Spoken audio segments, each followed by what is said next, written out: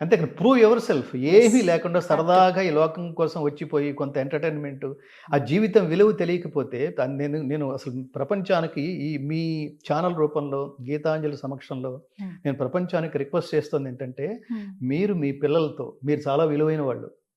ఎందుకు విలువైన వాళ్ళు అంటే, జంతువునాం నరజన్మ దుర్లభం. మీ జన్మ చాలా విలువైంది. మీరు కన్న బిడ్డలు మీకెంత విలువైన వాళ్ళు. వీళ్ళు మీ ఇంట్లోనే ఉండట్లేదు, వీళ్ళు సమాజంలోకి వస్తున్నారు. సమాజంలో వాళ్ళెంత విలువైన వాళ్ళుగా ప్రవర్తించాలి. అలా ప్రవర్తించడం ద్వారా ఒక్కొక్కడు ఎంతో మందికి స్ఫూర్తినివ్వాలి కదా. అలా ఇస్తేనే కదా ఉత్తమ సమాజం, స్వార్థ రహిత సమాజం ఏర్పడేది. అందుకని వాడు సంస్కారిగా తీర్చిదిద్ది సమాజంలోకి పంపించవలసిన బాధ్యత మొదటి గురువు తల్లిది,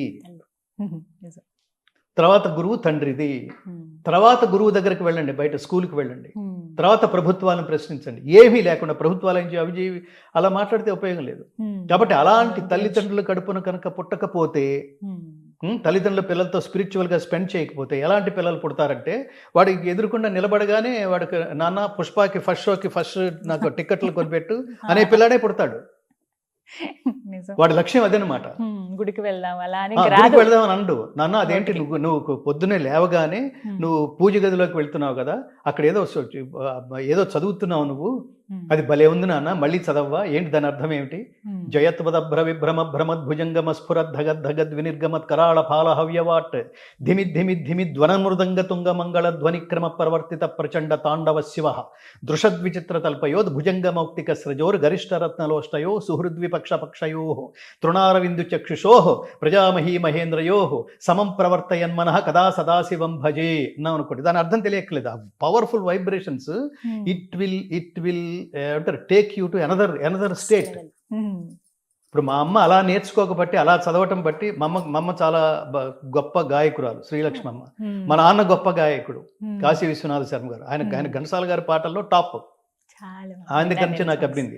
మా అమ్మగారు అన్నమయ్య కీర్తనలు, ఇంకా సినిమాల్లో భక్తి గీతాలు, ఇవి కాక శ్లోకాలు, స్తోత్రాలు నాకు ఆసక్తి అనిపించేది. నాకే కదా ఎవరికైనా. ఎందుకు అనిపిస్తుందంటే, తల్లిదండ్రులను అబ్జర్వ్ చేస్తూనే పిల్లలు పెరుగుతారు. తల్లిదండ్రులు ఏం చేస్తున్నారో అది చూస్తూనే పెరుగుతారు. అప్పుడు ఏమవుతుంది, ఇప్పుడు నేను ఇందాక చెప్పిన దారుణమైన ఈ మధ్యన జరిగిన ఇన్సిడెంటే అట్లాంటివి జరుగుతున్నప్పుడు, ఇట్లాంటి తల్లిదండ్రుల గడుపును పుట్టారేమిట్రా మీరు అనే బాధ వేస్తుంది. మీరేమిట్రా ఇట్లా తయారయ్యారు అంటే, చావుకో మీరేమిటి ప్రాణాలు అర్పించడం కోసం, జీవితం ఎంత విలువైంది, విలువైన వాటి కోసం కాకుండా ప్రాణాలు అర్పించడం కోసం మీరు సిద్ధపడే ఒక దారుణమైన ఇన్సిడెంట్స్లోకి వెళ్తారా? ఎంత మూర్ఖంగా ఉన్నారు, ఎంత అజ్ఞానంగా ఉన్నారు. నీ శాలరీ ఎంతరా? 20,000, 25,000. 25,000 అయితే బ్లాక్ లో ఒక్కొక్కటి 3,000 పెట్టి 4 టికెట్లు 15,000 రూపాయలు. మీరు ఎంత 4 12,000 రూపాయలు మీరు సినిమాకి పెడుతున్నారంటే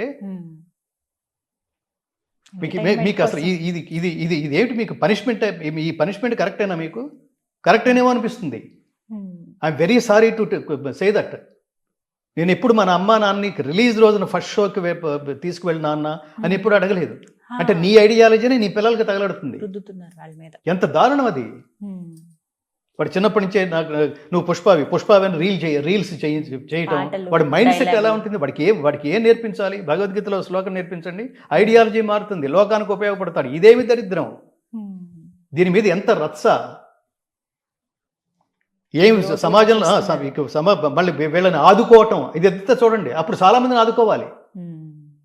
మీరు ప్రభుత్వాలు మీరు ఓపెన్ చేశారు కదా, ఇది అవుట్ ఆఫ్ ది కాంటెక్స్ట్ కాదు. మానవ ఉత్తమ జీవన విధానాన్ని బోధించే భగవద్గీతలో నేను ఎప్పుడు చెప్తుంటాను, తీగలాగితే డొంకంతా కదిలినట్టు మీరు భగవద్గీతలో ఏ శ్లోకం లాగినా, ఏ శ్లోకం కదిపినా ఉత్తమ జీవితాన్ని గడపటం ఎలా అనే పాఠాన్నే బోధిస్తుంది Bhagavad Gita. How to lead your life in a greatest way. అది చదవకపోతే ఇలాగే ఉంటుంది. పిల్లలకు సరదాగా కూడా నిలబడి సినిమా గురించి, సినిమా హైట్స్ గురించి ఖాళీ ఉన్నప్పుడు పోండి. 20 రోజుల తర్వాత ఎలాగో షోస్ అన్ని ఖాళీగా ఉంటాయి, అప్పుడు వెళ్ళండి. అందులో ఏమైనా మంచి విషయాలు ఉంటే తెలుసుకోండి. మీ నీ బలహీనతను క్యాష్ చేసుకుంటున్న అవతల పరిస్థితిని వాళ్ళని మీరు సమర్థించకండి. దారుణం అది. ఒక దొంగ హీరో ఎలా అవుతాడు? దొంగ విలన్ అవుతాడు. పోలీసులనేమో విలన్ గా చూపించి, చాలా సినిమాల్లో, ఈ సినిమాలో కూడా పోలీసుని విలన్ గా చూపించి దొంగని హీరోగా చూపిస్తే, అప్పుడు గంధపు చెక్కల స్మగ్లర్ వీరప్పని ఏమవ్వాలి? వాడు కూడా హీరో అవ్వాలి కదా. వాడిని గవర్నమెంట్ ఎందుకు మరి చంపేసింది? వీళ్ళు ఎలా హీరోలు అవుతారు? దీనికి అసలు నేషనల్ అవార్డ్స్ ఏంటి? దొంగకి నేషనల్ అవార్డు ఏంటి? దొంగ క్యారెక్టర్ని బాగా పోషించడం ఏంటి? అది చెప్పండి. ఏమి లాజిక్స్ అండి ఇవి? ఏమనిపిస్తుందండి ఇలాంటివి విన్నప్పుడు చూసి? చాలా దారుణం అనిపిస్తున్నాడు. సమాజం అంతా అలాగే ఉంది. అసలు ఆ దొంగ క్యారెక్టర్కి నేషనల్ అవార్డు ఆ జ్యూరీలో ఎవరున్నారు? అసలు ఎలా ఇచ్చారో దానికి? అంటే వాటికి నేను జర్నలిస్ట్గా పనిచేసి వచ్చిన వాడిని. అంటే అసలు లోకాన్ని పాజిటివ్గా ప్రభావితం చేసే పాత్రలకి, సినిమాలకి, ఆ పాత్రని పోషించిన నటులకి వాళ్ళ పాజిటివ్ వేలో ఒక అత్యద్భుతమైన క్యారెక్టర్ తన జీవితాన్ని సమాజం కోసం త్యాగం చేశాడు. అది జై భీమ్ కావచ్చు, లేదా శంకరాభరణంలో ఆ క్యారెక్టర్ కావచ్చు. చాలా గొప్ప గొప్ప ఉదాత్తమైన క్యారెక్టర్స్ ఉంటాయి. లోకమంతా విమర్శిస్తూ ఇంత దరిద్రమైన క్యారెక్టర్ బాగా చేస్తే చేసి ఉండొచ్చు, అదే కాసేపే. కానీ దొంగ క్యారెక్టర్ సమర్థవంతంగా కనుక పోషిస్తే దాని ప్రభావం సమాజం మీద దారుణంగా ఉంటుంది. ఇప్పుడు ఆ సినిమా చూసి మీరు నేను మారకపోవచ్చు, కానీ మానసిక దుర్బలుడు ఎవడో ఉంటాడే వాడు మారి భవిష్యత్తులో వాడేదో దురాగతం చేస్తే మీలాంటి వాళ్ళు వెళ్ళి వాడి ముందు మైకి పెడితే నీకు ఇన్స్పిరేషన్ ఏంటి? ఇట్లాంటి పనులు ఎలా చేయాలనిపించిందంటే పలానా సినిమా చూసే నేను ఇలా మారాను అన్నాడు అనుకోండి, ఒక్కడు మారినా ఆ పాపం నీ జీవితాంతం నిన్ను కబళిస్తుంది. నిన్ను ప్రోత్సహించిన ప్రతి వాడిని కబళిస్తుంది. తప్పది. కొంతమంది అంటూ ఉంటారు సినిమాని సినిమా లాగానే చూడండి. అట్లా చూడండి, అట్లా చూడరు. అబ్బాయి ఇంపాసిబుల్ అది. సినిమా చూసి నేను ప్రభావితున్నాయానండి. ఎన్టీ రామారావు లాగా నేను డైలాగ్ చెప్పగలగాలి, ఎన్టీ రామారావు లాగా నేను భాష మాట్లాడగలగాలి. సినిమా చూసి నేను ఘంటసాల గారి ఫ్యాన్ అయ్యాను. ఘంటసాల గారి లాగా పాడాలి. ఎలా పాడాలి? భగవద్గీత పాడాలి. ఇప్పుడు ఘంటసాల గారి అభిమానం వల్ల, ఘంటసాల గారి స్ఫూర్తితో కదా నేను భగవద్గీత రికార్డ్ చేసింది. సో సినిమా ప్రభావం అంతుంటుంది. మీరు ఇంకొకటి, తిరుమల వెళ్ళే వాళ్ళు వెంకటేశ్వర స్వామిని ఆ రోజుల్లో వెంకటేశ్వర స్వామిని దర్శించి అటు నుంచి ఎన్టీ రామారావు గారి ఇంటికి వెళ్ళి మేము వెంకటేశ్వర స్వామిని, కృష్ణుణ్ణి, రాముణ్ణి దర్శించిన అనుభూతి పొందే లక్ష్యంతో బస్సులు వేసిన ఆ గుళ్లతో ఆ బస్సులు వేసుకుని ఆయన ఇంటి ముందు పడిగాపులు పడేవాళ్ళు. ఆయన దర్శనం అయితే సాక్షాత్ అక్కడ వెంకటేశ్వర స్వామిని చూసాం, ఇక్కడ మిమ్మల్ని చూస్తున్నాం అని కంపేర్ చేసి సాష్టాంగ ప్రణామం చేసేవాళ్ళు. అంత ఇంపాక్ట్ ఉంటుంది. ఆ ఇంపాక్ట్ వల్ల కాదు ఎన్టీ రామారావు గారు ముఖ్యమంత్రి అయింది. సినిమాని సినిమా లాగానే చూస్తారా? నాన్ సెన్స్ కదా అది. అసలు ఆ కామెంటే కరెక్ట్ కాదు. సినిమా ప్రభావం. నేను కూడా చాలా డిప్రెషన్ ఉందనుకోండి, ఏదో కొన్నిసార్లు మనం ఎంత మాట్లాడుతున్నా, ఎంత మార్గంలో వెళ్ళినా కొన్నిసార్లు ఏదో స్తబ్దుగా ఉంటుంది. ఆ స్తబ్దుగా ఉన్నప్పుడు నేను ఎక్కడో ఆత్మబంధువు అనే సినిమానో, లవకుశ అనే సినిమానో ఇప్పటికే చూస్తారండి. ఇప్పటికే చూస్తాం. ఆ ఘంటసాల గారి గొంతు ఒక ఇన్స్పిరేషన్ కోసం. ఒకే బాణము ఒకటే మాట, ఒక్క భామకే రాముని ప్రేమ. ఒకే బాణము ఒకటే మాట, ఒక్క భామకే రాముని ప్రేమ. మిన్నే విరిగి పడినా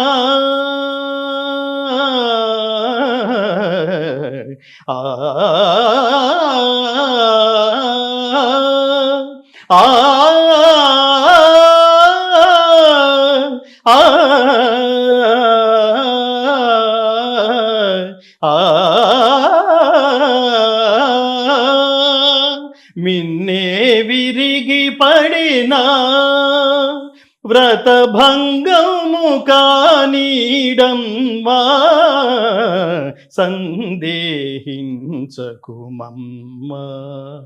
రఘురాము ప్రేమను సీతమ్మా అని వాల్మీకి సీతమ్మని చూసి పాడుతున్నప్పుడు అంత అనుమానం పెట్టుకోకు తల్లి. నాదు జపము తపము నా కావ్యమ్మే వృధయగునమ్మా.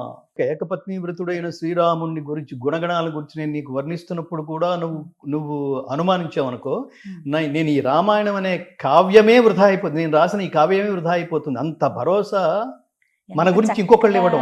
నేను ఈ పాటలు వింటున్నప్పుడు నేను ఎందుకు చెప్తున్నానంటే లవకుశ సినిమా అది ఒక ఇన్స్పిరేషన్. ఏంటా గొంతు, ఏంటా తపస్సు, ఏంటా యోగం. అలాంటి గొంతు నేను ఎక్కడ చూడలేదు. నేను అందుకని చెప్తుంటాను, ఘంటసాల గారి స్థానాన్ని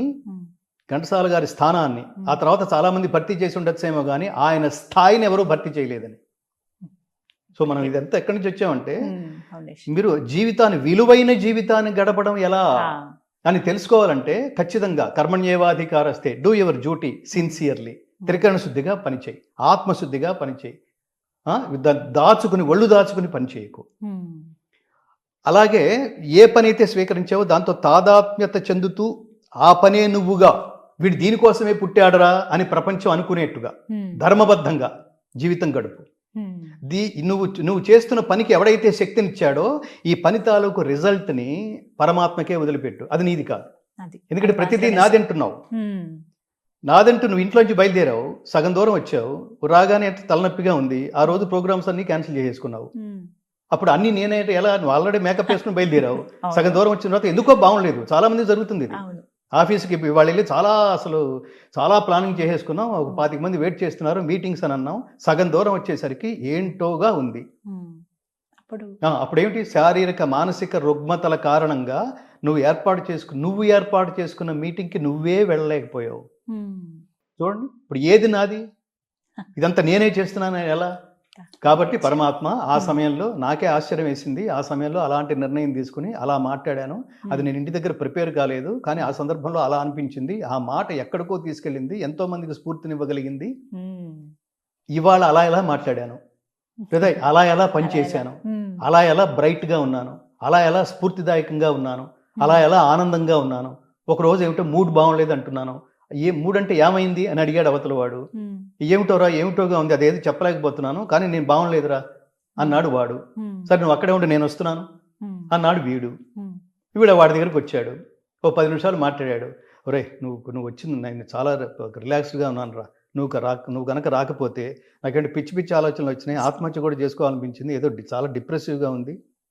వీడేమి చెప్పాడో, వాడికేం అర్థమైందో, అంతకు ముందున్న మానసిక స్థితి ఇప్పుడు లేదు, ఇప్పుడు వాడు స్వస్థుడయ్యాడు అనుకోండి. ఏమిటిది ఇప్పుడు ఈ టోటల్ ప్రాసెస్ అంతా ఏది నీది, ఏది ప్లాన్ చేసుకున్నట్టు, ఏది నీ చేతుల్లో ఉన్నట్టు, ఏంటి చాలా విచిత్రమైన మైండ్ ఇది. ఓ రోజు బాగుంటుంది, ఓ రోజు బాగుండదు, ఓ రోజు వయసు ఉంటుంది, ఇంకో రోజు వయసు ఉండదు, ఓ రోజు ఇంట్రెస్ట్ ఉంటుంది, ఓ రోజు ఇంట్రెస్ట్ ఉండదు, ఓ రోజు చాలా అసలు మనకు తెలియకుండా చాలా ఉత్సాహంగా ఉంటుంది, ఒక రోజు ఉండదు. అందుకని నువ్వు ఏ పని అయితే చేస్తున్నావో, అందుకని ఏది నీ చేతిలో లేని కారణంగా ఏదైతే పరమాత్మ అందించడానికి పరమాత్ముడనే ఒక ఇన్విజిబుల్ పవర్ ఉందో దాని పేరు పరమాత్మ. దాన్ని నువ్వు ఎలా సాక్షాత్కరింప చేసుకుంటే అలా సాక్షాత్కరించగలడు, నీ స్నేహితుడి రూపంలో, ఇంకోటి రూపంలో. అందుకని అంటాడు, దేవుడు ఉన్నాడా, ఉన్నాడు. చాలా అమూల్యమైన విషయాలు తెలియజేశారు. నిజంగా మొదట్లో చెప్పినట్టుగానే ప్రత్యేకమైన ఇంటర్వ్యూ ఇది, నాకు లైఫ్ టైం ఎక్స్పీరియన్స్. సర్వం శ్రీకృష్ణార్పణమస్తు, సర్వం లోకార్పణం. ఈ గీతని లోకార్పణమస్తు, ఇష్టకామ్యార్థ ఫలసిద్ధిరస్తు, ఆయురారోగ్య ఐశ్వర్యాభివృద్ధిరస్తు, లోకా సమస్తా సుఖినో భవంతు. జై శ్రీకృష్ణ.